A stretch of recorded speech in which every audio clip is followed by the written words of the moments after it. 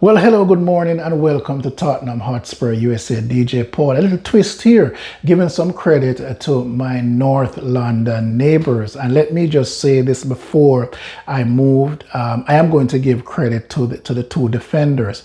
Those two defenders individually, William Saliba, of course, you know that Tottenham went after him and he went to Arsenal, went on loan and come back, and he's anchoring the defense. Individually, he's quiet in going about his business, but he's just as good as any defender right now in the Premier League.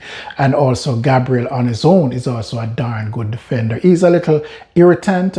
You can get him flustered, unlike Saliba, but that has nothing to do with the fact that he's a darn good defender. And so what we're doing here is that we're calling them a pair. It's like a Siamese twin when we talk about the Arsenal defense. It's Gabriel and it's Saliba. No, it is Gabriel on his own as a good individual defender, Saliba on his own as a very good defender, and then both of them together make a pair of great defenders, you know, in the Arsenal backline. So we have to give credit where credit is due. You can't amalgamate them all the time, but yet we want to give Van Dijk his due. Right? So, you know, and forgetting about that Kanate is right next to him doing some of the dirty work. We have to be reasonable in how we analyze and how we look at players.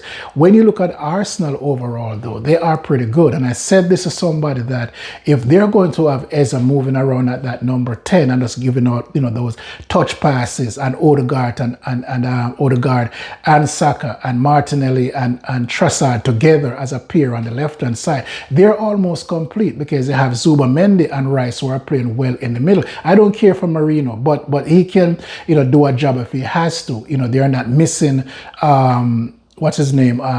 Kai Havertz right now because of the work that Eze is doing. So they're not missing him. Even though Guy Carrez is not up to snuff as yet, but he's moving and he's making play, which is very important. Give him time, he's going to come good because he's good. The goalkeeper is a world-class goalkeeper in my opinion, and Timber is very good, and Calafiori, who I saw in the World Cup, I wish we had him at Spurs.